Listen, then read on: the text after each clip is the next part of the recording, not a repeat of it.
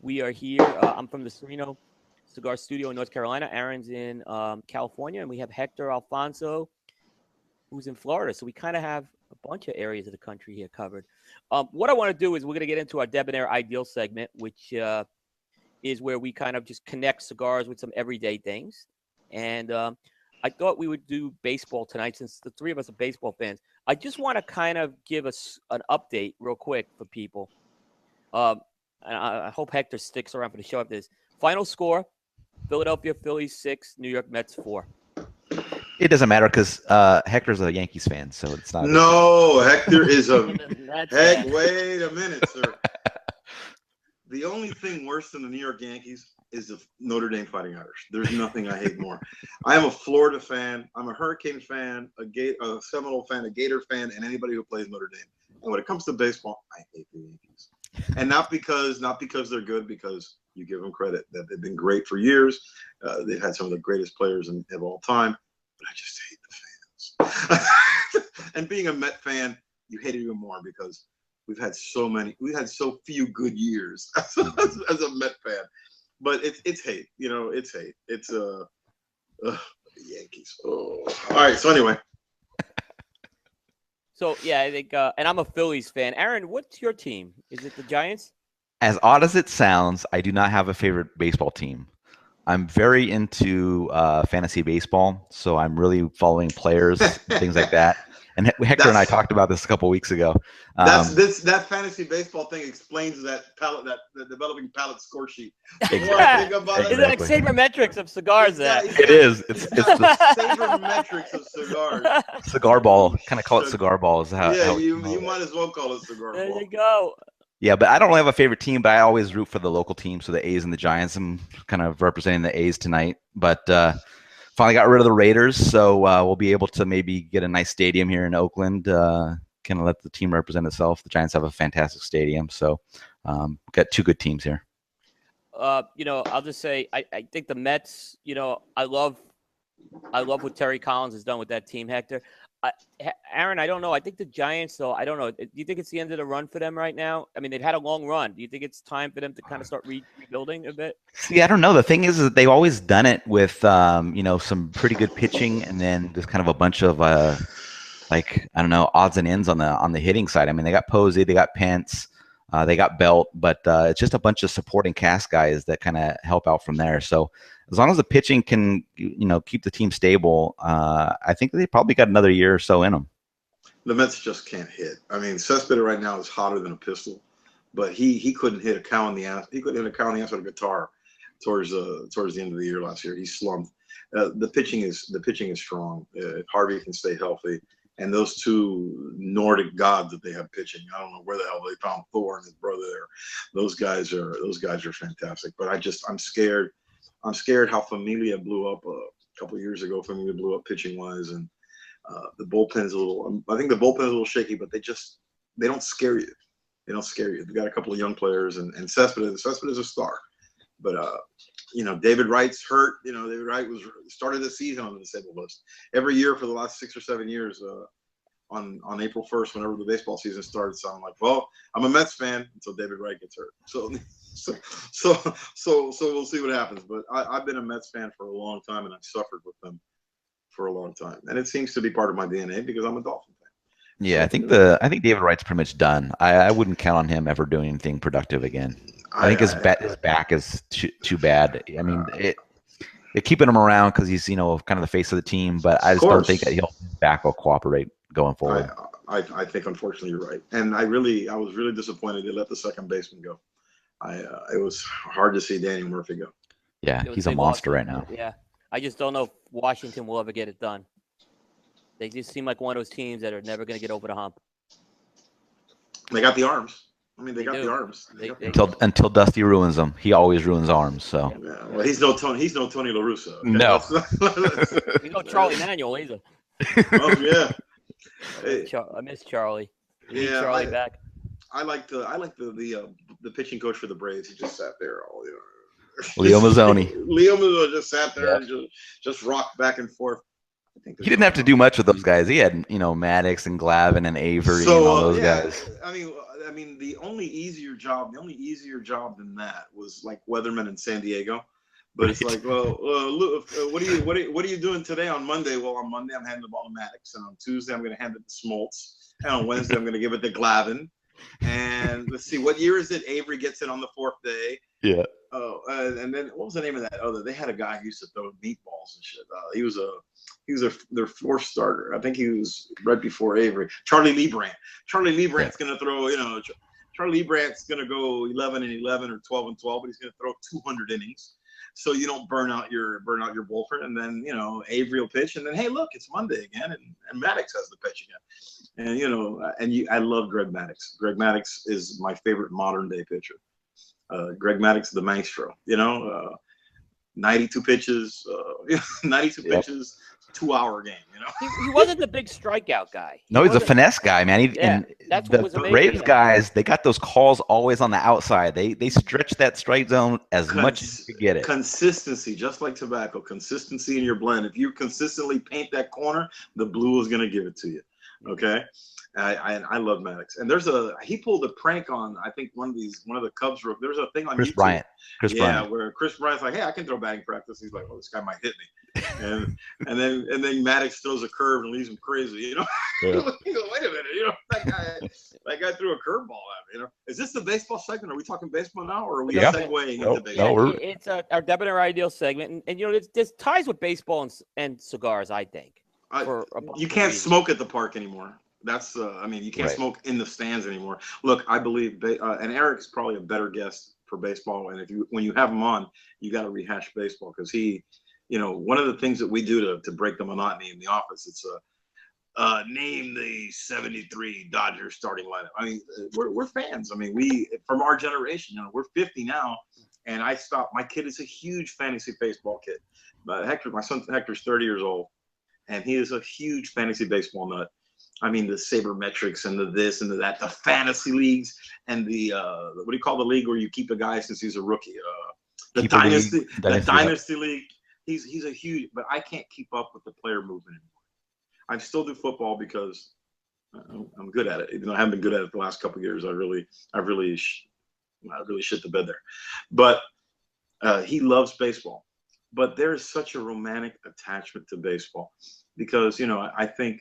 A lot of men, relationships with their fathers, relationships with their own son, have something to do with baseball. I mean, my dad and I are, my dad's still alive, thank God, and he still likes baseball. But being a Cuban immigrant, for him, baseball was the one thing that, he didn't need to speak English to enjoy in this country, And my love of baseball came from him, and and he wasn't a Yankee fan growing up; he was a Cardinals fan growing up.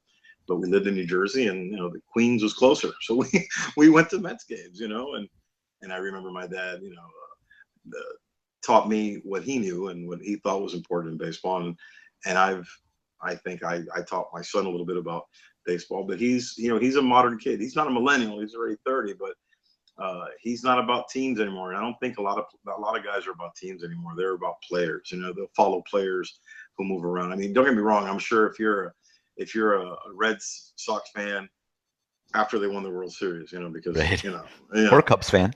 Oh yeah, because man, I tell you what, I think there are less roaches coming out of the woodwork than Cubs fans this year. Right. And no disrespect to my good friend Jack Tarano, who I know was a Chicago guy and a Cubs fan, but come on.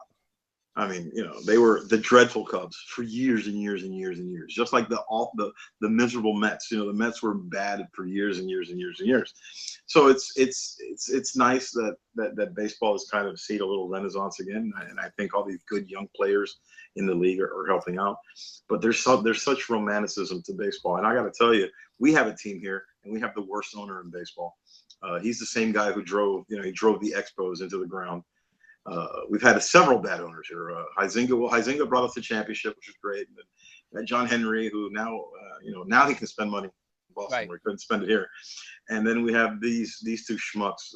This guy Loria.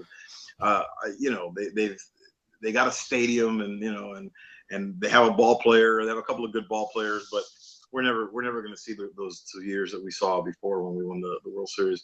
But there's something romantic about day baseball. When the Marlins were just starting out, even those first couple of years, I took a couple of afternoons off, and there's nothing like a 1 o'clock game. I mean, yeah, it's Miami and it's hot as hell, but there's nothing like 1 o'clock game. The stadium's not really that full, and the crack of the bat, the grass, and we were in the first couple of years we played at the Joe Robbie Stadium, because that's what it's always going to be. It's always going to be Joe Robbie Stadium. Right. And it's not going to be Dolphin Stadium or Fruit of the Loom Stadium, or it's going to be Joe Robbie. For anybody who's a local, it's always going to be Joe Robbie. And the baseball park was kind of the way it was set up was a little weird. I remember they made a big deal of it in the All-Star game that they sold 70,000 seats, I think, to watch the World Series game. I'm sorry, and you had fans who were sitting kind of like the seats were fixed and to watch the game this way. But I love baseball. I really do. And I like National League. I'm sorry, I hate to interrupt, but I like National League baseball. Me too. I don't want anything to do with the DH. With the DH. Yep. Anything to do with American League. The American League is a softball league for me. I'm sorry. No, I agree. Give me a 2-1 game all day. Yeah, I agree. I love that it's the managerial part of that it's strategy that I think when you go managing the NL, it's you're really managing there. You're dealing with substitute pitchers, things like that. The new stadium is right. I guess it's right on the periphery of Little Havana down there. Mm-hmm. I mean, it's not in Little Havana, but it's kind of on that periphery by the highway. Almost. Right on the cusp of the crime cusp. I'm sorry, but I said it's right on the crime cusp, right there. Of Shitbird Avenue and Douchebag Street. It's right there. It's a stone's throw away from what the hell am I doing here at night? That's what it is. Right. And Hector, I'll ask this question. Being in Miami, I don't work for the tourist board. Can you tell? All right, go ahead. Sorry. So obviously there's a large Cuban population. I was just send them all back. Send them all back. Send them all back. I'm sorry. Oh, my mom too. Send them all back. My parents too. They all gotta go. I was down in Cuba. You just came from Cuba, right? Weren't you just right? I Cuba? saw yeah. You saw Cuba, Miami, or just the same? Except there's more Cubans in Miami. All right, go ahead, sir.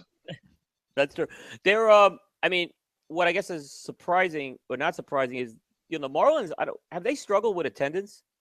Yeah. Because is this more because of the ownership and just the way the team's been put together? The ownership, and look, they've broken the fans' hearts on several occasions. Yes, that's true. They've broken the fans' hearts on a couple of occasions. They haven't fielded great teams, but on top of that, this is a front-running town. Okay, we are front runners. Miami is all about you got to be good. If you're not good, nobody's going to these games. Right? Nobody's going to go to these games. You've got to be good.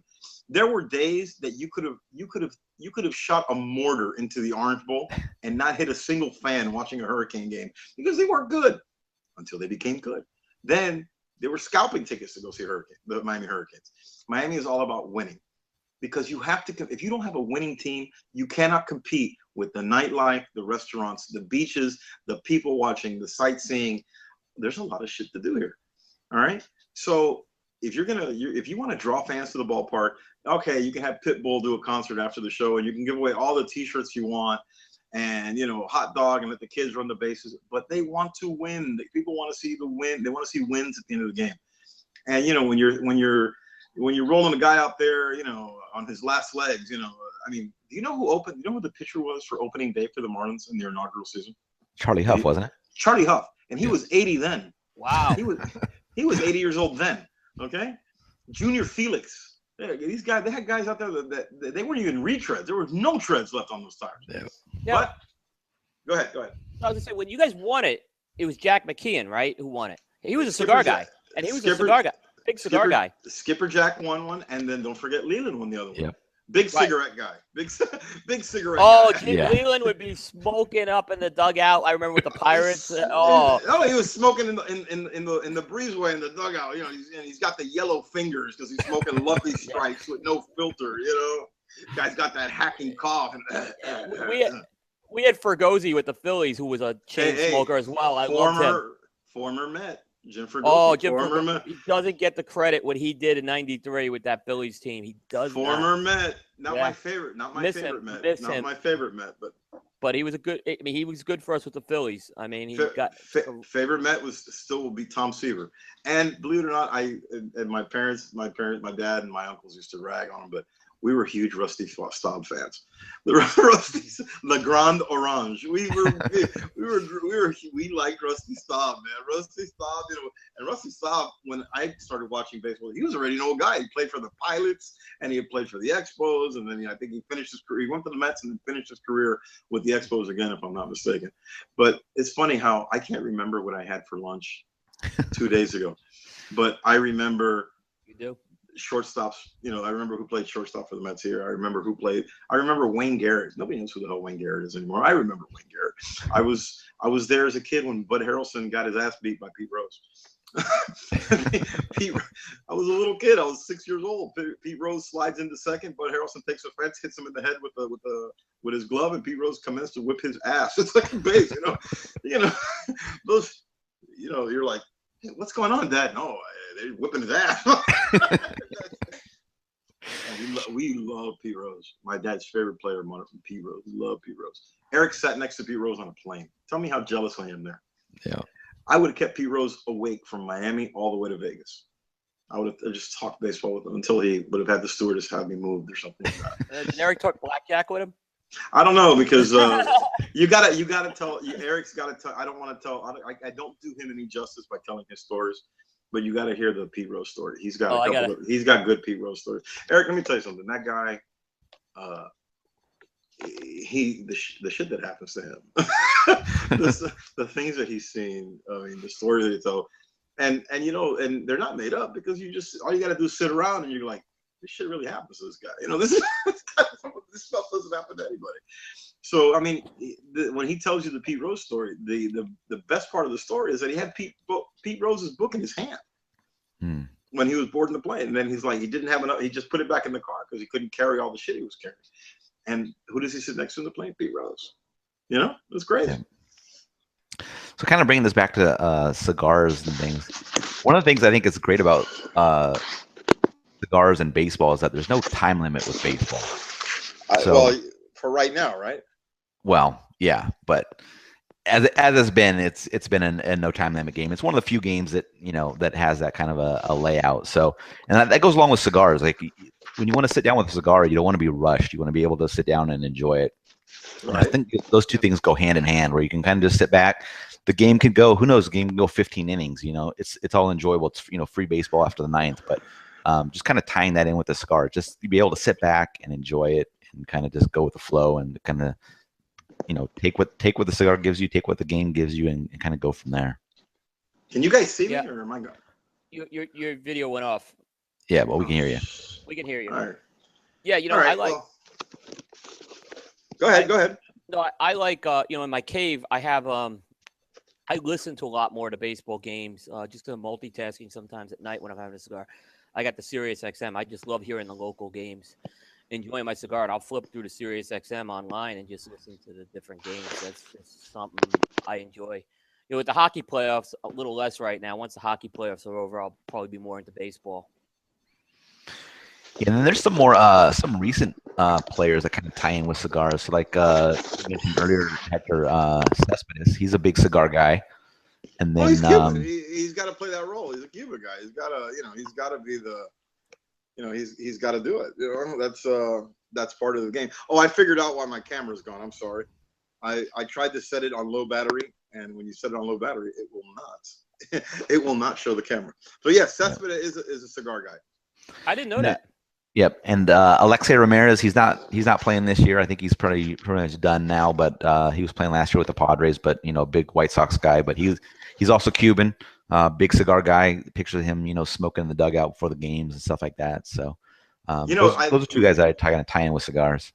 We haven't talked about Cuba, which Coop, that's always my favorite topic. And you know why? We know why we haven't talked about Cuba, because it hasn't been relevant since January 20th. Cuba has not been relevant since January 20th. Now, I'll tell you what, Jose Fernandez tragically died last year, but you could have pretty much, if that regime ever goes by the wayside, the influx of Cuban players, I mean, you had enough, I think you had enough Cuban players in the All-Star game to field the team, if I'm not mistaken. I'm trying to think. You had enough players to field the team. Yeah. I'm telling you, these guys, when these guys get a chance to play ball, they're not playing with bottle caps in the middle of some street in Havana. It's going to be great.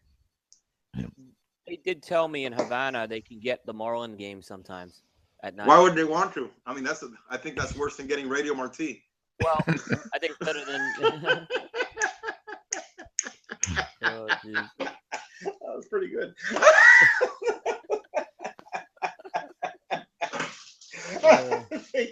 I think that does no benefit at all. You know, I think they'd rather have 8 hours of Radio Marti and listen to the Marlins game. But all right, so go ahead. I'm sorry. No, it was So I mean, there is an interest in U.S. baseball, is what I'm saying, in Cuba. Well, they sure. do follow. They do follow. They've always, and there's some guys who are huge in the exile community. What's left of it, you know, what's still alive. You know, Lasorda, the Cuban exile community loves Lasorda. He played baseball in Cuba. Cuban exile community loves Earl Weaver because, you know, the Baltimore Orioles made Miami their winter home for many years, and spring training games were here. They know baseball. Don't get it twisted, as they say. No, they do. They don't know a lot about democracy, but they know a lot about baseball. Yep. And baseball is really big in the Dominican, and I've never been there or watch a game, so I'm not sure if they allow. I would assume they allow smoking in the stands there, but that might be a good spot to be able to catch a game and smoke a cigar at the same time. Yeah, sure. I don't see why not. I mean, it's the only thing that I think that Cuba lacks. Cuba lacks pitching. They don't have the pitching. The arms are not of the same caliber as the bats are. Mm-hmm. And when I go to Nicaragua, and it's baseball season, I'll watch some Cuban baseball. It hurts me, but I'll watch it. I gotta watch something because you really haven't lived until you've seen Big Bang in Spanish. Exactly. Oh yeah, shout at them. Get the Wahassid. It's just not the same, So yeah. That's good. All right. So I think anything else to wrap up the segment? No, I hope I don't run out of juice here. All right, go.